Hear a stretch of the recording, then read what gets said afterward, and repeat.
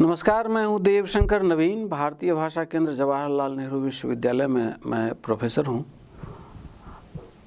E-PG पाठशाला के अंतर्गत आज हम लोग मध्यकालीन काव्य अर्थात भक्तिकालीन काव्य के सूफी मत पर इतिहास और विचारधारा की दृष्टि से बात करेंगे। इस विषय पर बात करते हुए हम सूफी शब्द का अर्थ समझ सकेंगे। विद्वानों द्वारा समय समय पर दी गई सूफी शब्द की, सूफी धारणा की परिभाषा से परिचित होंगे। सूफी मत द्वारा अपनाई गई रूपरेखा की परिस्थितियों से परिचित होंगे। अपने विकास के लिए सूफी मत द्वारा अपनाए गए सिद्धांतों से परिचित होंगे और सूफी मत की वैचारिकता पर संक्षेप में विचार कर सकेंगे। सूफी मत का विश्व के हर धर्मों और सिद्धांतों में महत्वपूर्ण स्थान है। ईश्वर की प्राप्ति के लिए सूफी द्वारा अपनाए गए मार्ग ने सभी का ध्यान आकर्षित किया। उनके प्रेम के सिद्धांत और प्रेम की महत्ता ने पूरी दुनिया में अपना प्रभाव दिखाया।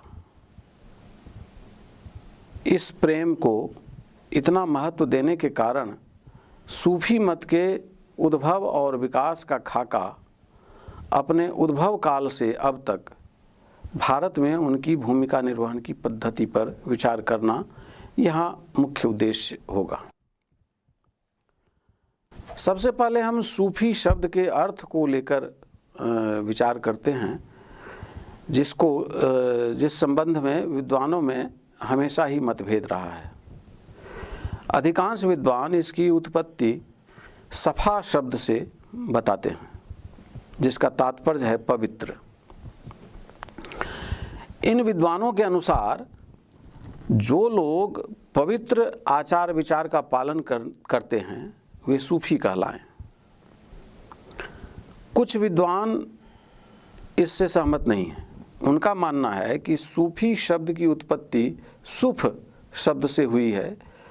जो लोग सफ़ेद ऊन की चादर धारण करते हैं वही सूफी हैं।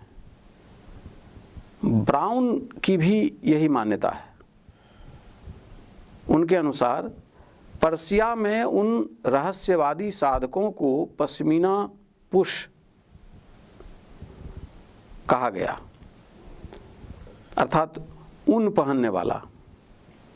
ये लोग ऊन का वस्त्र धारण करते थे, सादगी भरा जीवन बिताते थे और विलासिता के जीवन से दूर रहते थे।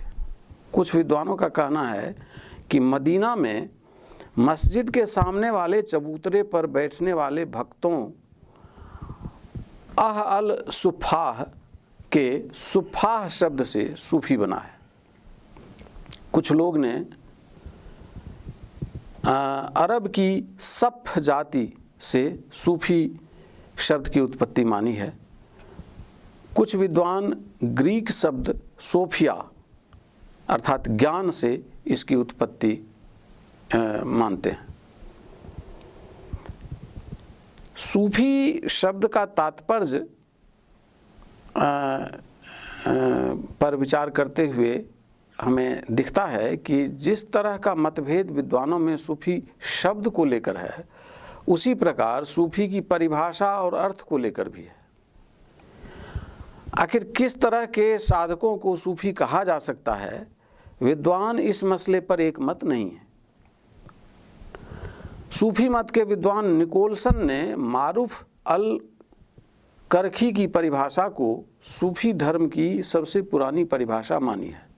मारूफ अल करखी के अनुसार परमात्मा संबंधी सत्य को जानना और मानवीय वस्तुओं का त्याग ही सूफी का धर्म है।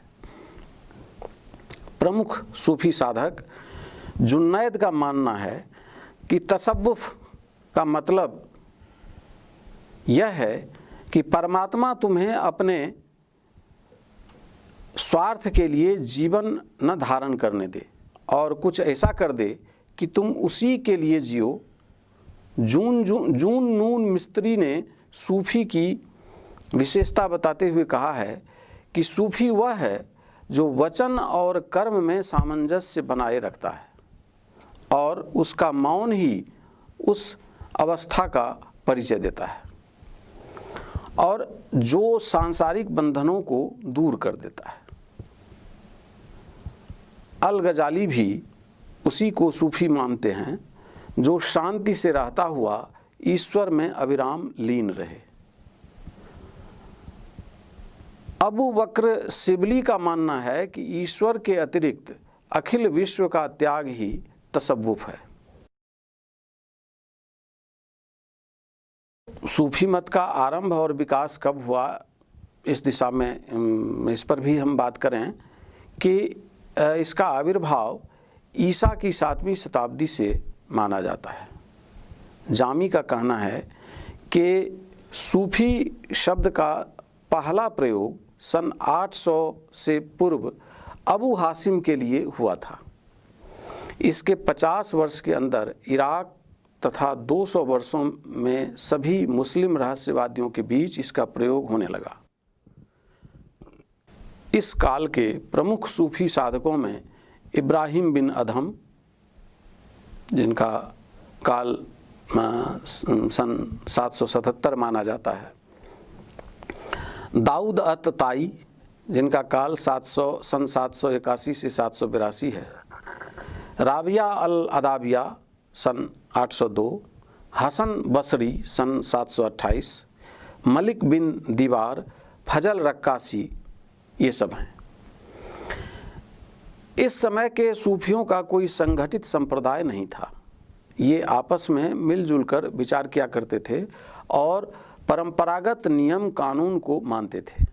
इस काल में बाह्य आडंबरों का खुलकर विरोध कम ही देखने को मिलता है, लेकिन चिंतन मनन का काम प्रारंभ हो चुका था।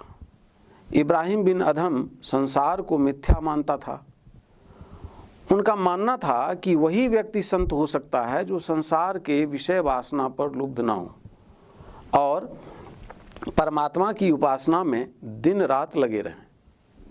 एक बार राबिया अपने परमात्मा के चिंतन में डूबी हुई थी। तभी एक सुबह उसकी एक परिचारिका ने उससे कहा, बाहर आकर परमात्मा की सुंदर कृति को देखो। उसने कोठरी में से ही जवाब दिया, तुम ही भीतर आकर उन वस्तुओं को बनाने वाले को देखो। 8वीं से 9वीं शताब्दी के काल को सूफी मत के विकास की दूसरी अवस्था माना जा सकता है। इस काल में सूफी साधकों ने दार्शनिक तत्वों का विवेचन करना शुरू कर दिया। मारूफ अल करखी, मंसूर अल हल्लाज, जून नून अल मिस्त्री, बायजीद अल बिस्तमी जैसे प्रसिद्ध सूफी साधक इसी समय की देन है। पहले साधकों का लक्ष्य आदर्श फकीरी जीवन, ध्यान, ईश्वर आराधना था, लेकिन अब उनका लक्ष्य परमात्मा को प्रेम द्वारा प्राप्त करना था। इसके लिए वे किसी प्रकार के बाह्याडंबर को मानने के लिए तैयार नहीं थे और उनका खुलकर विरोध करते थे। इस काल में सूफी साधक स्वयं और परमात्मा के बीच अहंग को सबसे बड़ा व्यवधान मानते थे और उसे दूर करने पर जोर दिया करते थे। इस काल का सूफी साधक प्रकृति के प्रत्येक वस्तु में परम सत्ता का दर्शन करने लगे।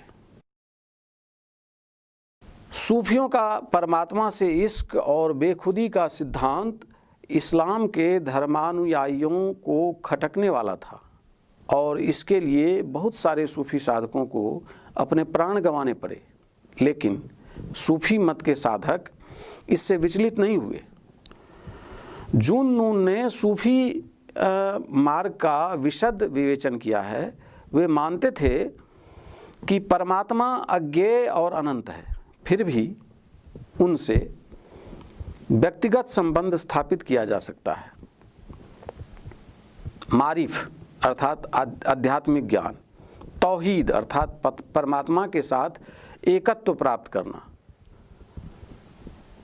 के प्रतिष्ठा, मतलब मारिफ और तौहीद के प्रतिष्ठाता भी वे ही थे।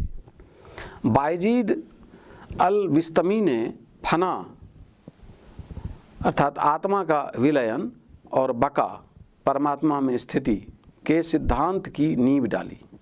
बायजीद आत्मा और परमात्मा के बीच अहंग को बाधक मानते थे। उन्होंने कहा कि सांप जिस प्रकार केंचुल छोड़ता है, उसी प्रकार मैंने अपने अहंग को छोड़कर अपनी ओर देखा और पाया कि मैं और वह एक ही है।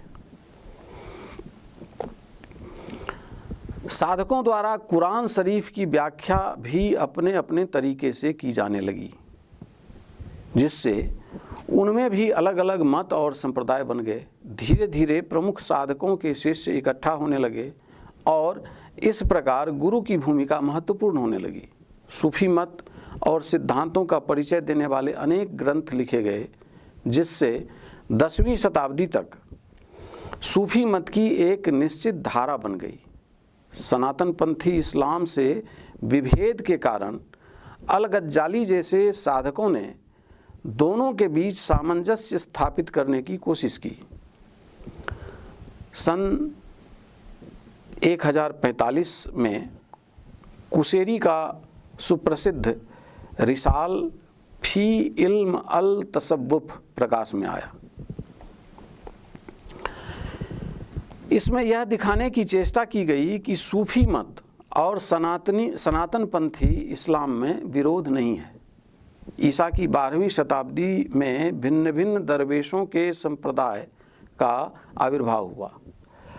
अदबी संप्रदाय का संस्थापक अल हक्कारी थे और इसकी स्थापना सन 1163 में की। प्रसिद्ध कादरी संप्रदाय की स्थापना अब्दुल कादिर अल जिली ने की। शहाबुद्दीन सुहरावर्दी ने सोहरावर्दी संप्रदाय की स्थापना की। इसके बाद का काल सूफी मत का स्वर्ण युग है।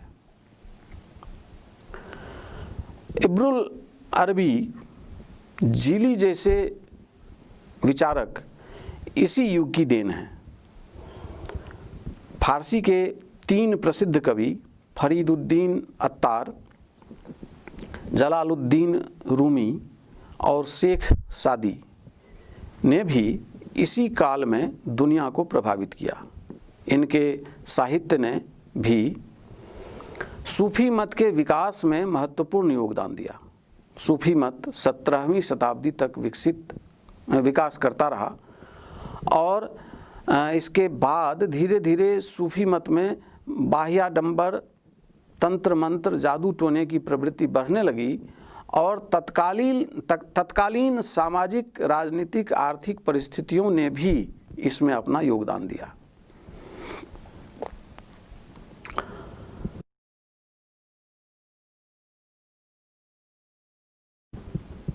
सूफी मत पर विभिन्न संप्रदायों का प्रभाव भी पड़ा। कुछ विद्वानों का मानना है कि सूफियों के मत और सिद्धांत तथा उनकी साधना पद्धति का आधार कुरान और हदीस है। कुछ विद्वानों के अनुसार इस्लाम धर्म के अनुयायियों में भी रहस्यवादी प्रवृत्ति देखने को मिलती है। सूफियों के प्रेम संबंधी कुछ मत भी कुरान में मिल जाते हैं। यदि परमात्मा से तुमको प्रेम है तो मेरा अनुसरण करो और तब परमात्मा तुमसे प्रेम करेगा और तुम्हारे पाप क्षमा कर देगा, क्योंकि वह क्षमाशील और दयालु हैं। रामपूजन तिवारी ने सूफी मत साधना और साहित्य नामक अपनी कृति में यह उद्धरण दिया है। इस्लाम में आत्मशुद्धि के लिए 5 कर्तव्यों का विधान है। वे 5 कर्तव्य हैं: तौहीद, सलात, रोज़ा, ज़कात और हज। तौहीद का मतलब है एक ईश्वर पर विश्वास। सलात का मतलब है प्रार्थना। रोज़ा का मतलब है उपवास। ज़कात का मतलब है दान और हज का मतलब है काबे की यात्रा। लेकिन सूफियों ने इनसे प्रेरणा लेते हुए भी इसे हूबहू नहीं अपनाया। सभी विद्वान इससे सहमत नहीं हैं।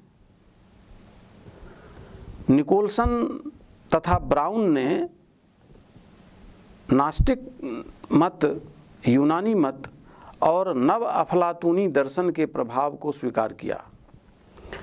नव अफलातूनी दर्शन तर्क और बुद्धि द्वारा चरम लक्ष्य की प्राप्ति नहीं मानते थे, बल्कि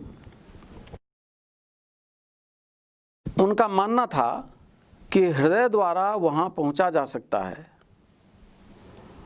उनकी मान्यता के अनुसार वही परमात्मा सभी चीज़ों का केंद्र है, यह संसार उसकी प्रतिछाया है। लेकिन सूफियों से इस साम्य के बावजूद सूफियों की तरह परमात्मा के साथ रागात्मक संबंध स्थापित किया जा सकता है, इस बात से वे सहमत नहीं थे। नास्तिक मत को मानने वाले आध्यात्मिक जगत को बुद्धि से परे तथा आत्म प्रकाश और रहस्यानुभूति की बात मानते थे।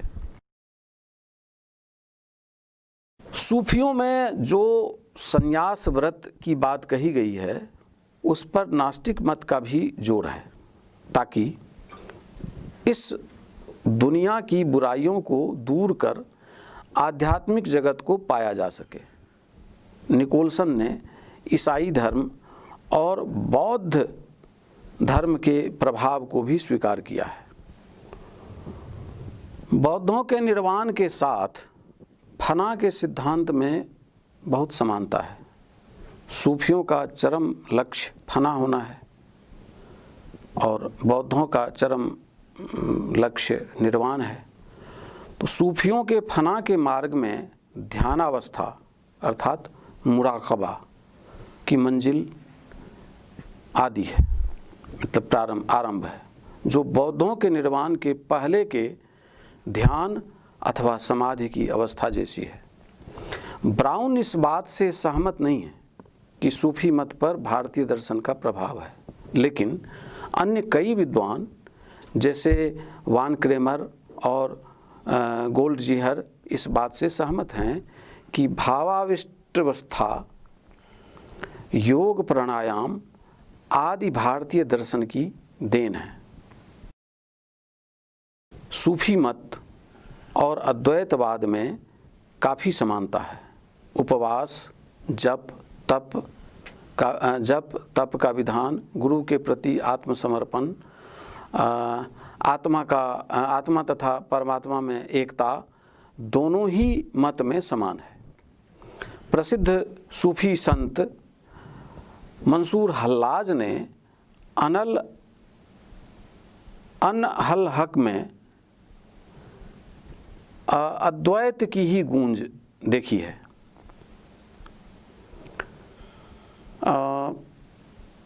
सृष्टि के संबंध में सूफी मत की तथा उपनिषदों में प्रकट किए गए विचारों में समानता है। परमात्मा जब एक है तो अनेक कैसे हो गया? इसके लिए सूफी एक हदीस का प्रमाण देते हैं, जिसका अर्थ है, मैं एक छिपा हुआ खजाना था, फिर मैंने इच्छा की कि लोग मुझे जाने।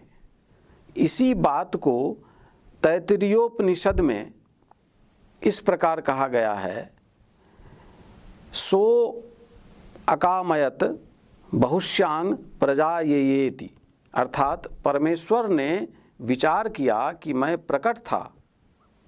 प्रकट तथा बहुत हो जाऊं। लेकिन सूफी मत अवतारवाद और पुनर्जन्म में विश्वास नहीं करता।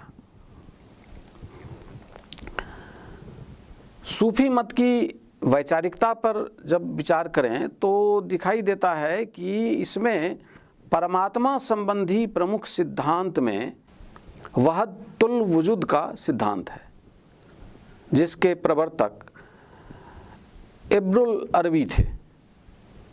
इनके अनुसार वास्तविक सत्ता एक है, उस सत्ता के सिवा अन्य किसी सत्ता का अस्तित्व संभव नहीं है। वह एकमात्र सत्ता परमात्मा है और यह संपूर्ण दृश्यमान जगत उस परम सत्ता की अभिव्यक्ति है। इसीलिए सूफी यह मानते हैं कि संपूर्ण सृष्टि का उद्गम एक है और इसका लक्ष्य उस सृष्टि में लय हो जाना है। लेकिन सनातन पंथी सत्ता को यह बात स्वीकार नहीं है। हालांकि सूफियों की भांति यह भी एक ईश्वरवादी ईश्वर में विश्वास करते हैं, लेकिन दोनों के एक ईश्वरवाद में भेद है। सनातन पंथी इस्लाम के अनुसार परमात्मा अपने जैसा अकेला है, उनके जैसा और कुछ भी नहीं है। वह अपने जात मतलब सत्ता, सिफत मतलब गुण और कर्म में अकेला है। वह सृष्टि के सभी पदार्थों से भिन्न है। संपूर्ण सृष्टि उसके प्रकाश से प्रकाशित है। जिस प्रकार सूर्य की रश्मियाँ सूर्य से निकलती हैं, फिर भी सूर्य ज्यों का त्यों बना रहता है। बहुत सारे सूफी ऐसे भी हैं जो कहते हैं कि यह सृष्टि दर्पण के समान है, जिसमें परमात्मा के गुण प्रतिबिंबित होते हैं। परमात्मा और सृष्टि के इस संबंध पर पहुंचने की प्रक्रिया के बीच सूफियों ने कई स्तरों का जिक्र किया है।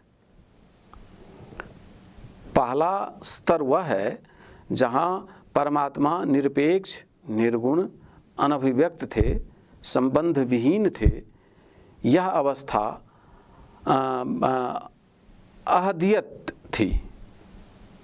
इसके बाद उन्हें अपनी सत्ता और शक्ति का ज्ञान हुआ। यह अवस्था वहदत थी। तृतीय अवस्था में जीवन, प्रकाश, अहंग, इच्छा का आविर्भाव हुआ, जो वहीदियत कहलाई।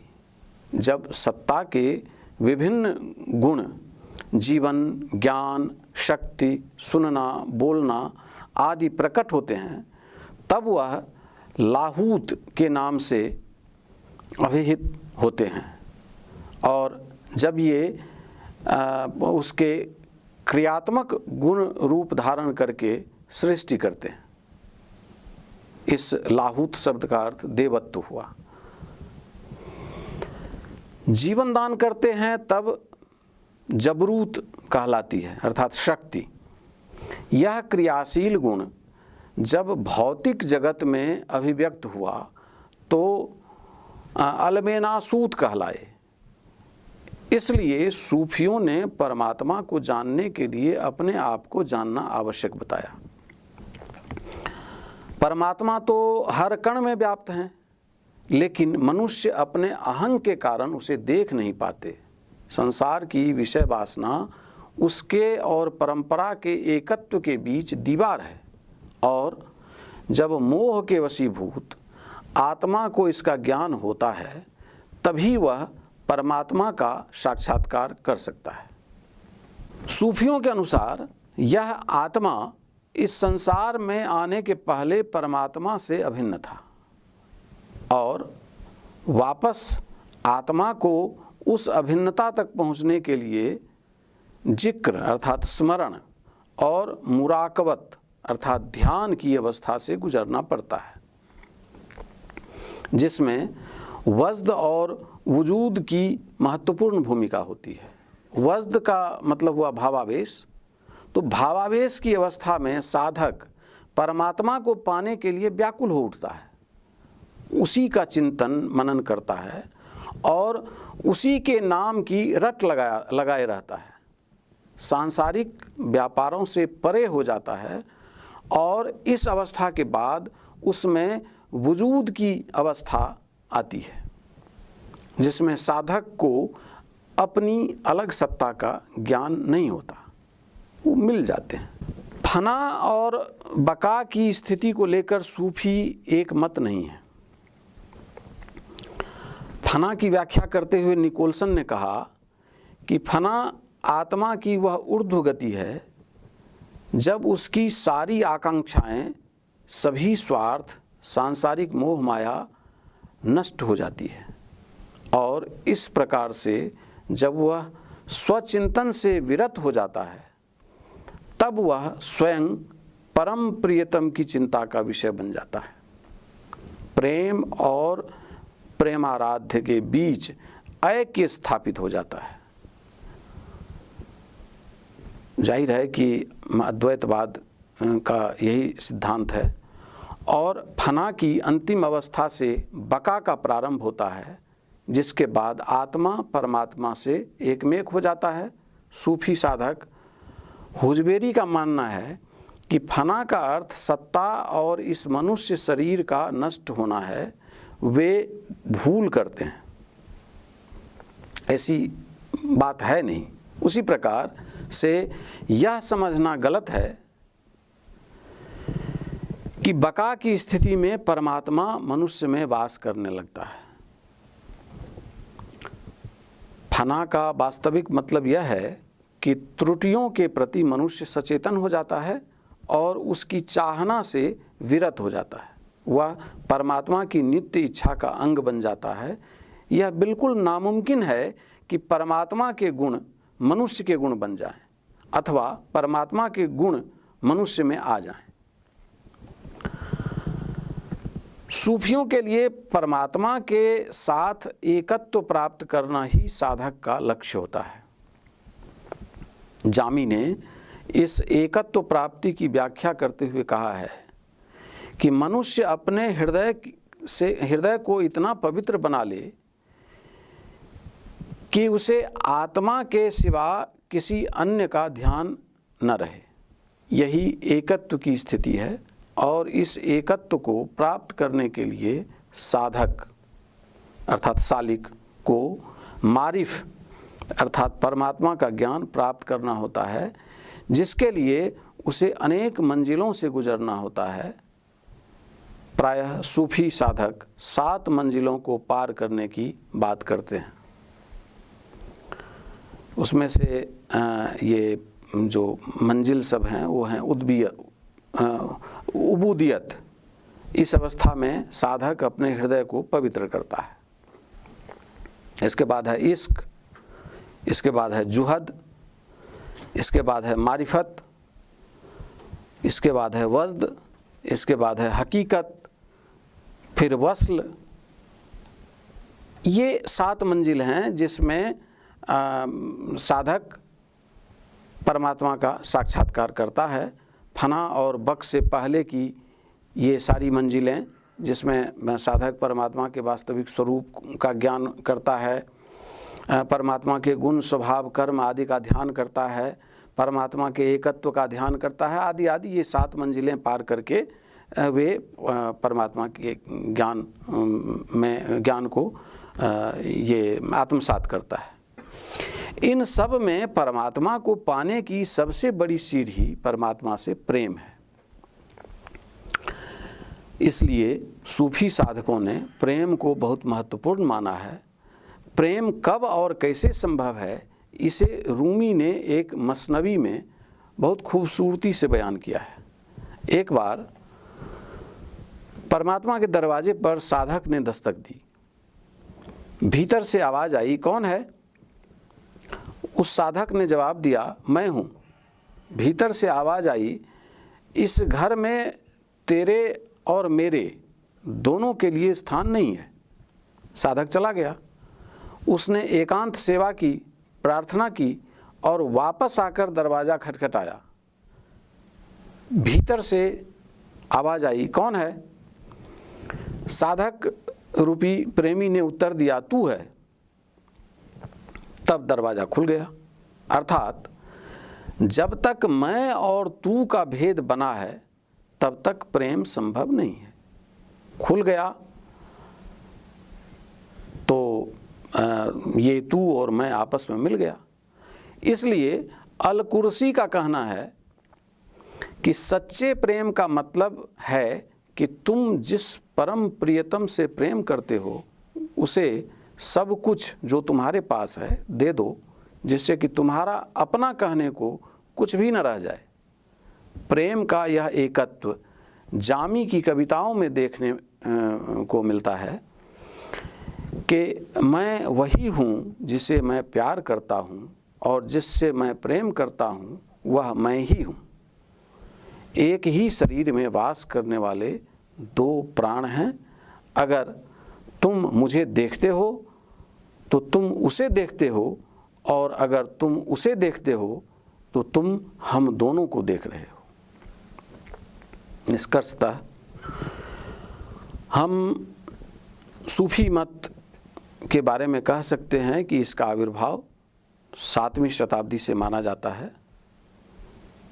जामी का कहना है कि इस सूफी शब्द का सबसे पहला प्रयोग सन 800 से पूर्व अबू हाशिम के लिए हुआ था। प्रमुख सूफी साधकों में इब्राहिम बिन अदहम, दाऊद अतताई, राबिया अल अदाबिया के काल को सूफी के विकास की दूसरी अवस्था माना जा सकता है।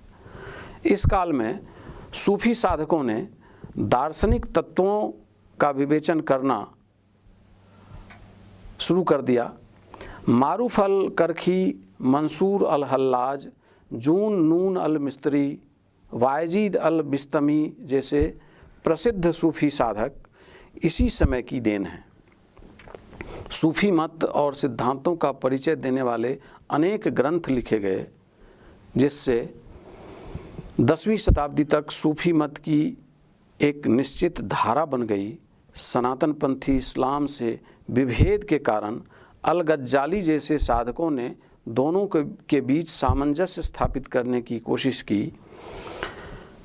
वास्तव में सूफी दर्शन का ईसाईयत पर नास्तिक मत, बौद्ध दर्शन, भारतीय वेदांत, नव अफलातुनी दर्शन सभी का प्रभाव पड़ा। सूफी मानते हैं कि संपूर्ण सृष्टि का उद्गम एक है और इसका लक्ष्य उस सृष्टि में लय हो जाना है। जब तक आत्मा और परमात्मा के बीच मैं और तू का भेद बना है तब तक प्रेम संभव नहीं है। इसलिए अल कुरसी का मानना है कि सच्चे प्रेम का मतलब है कि तुम जिस परम प्रियतम से प्रेम करते हो उसे सब कुछ जो तुम्हारे पास है दे दो, जिससे तुम्हारा अपना कहने को कुछ भी न रह जाए।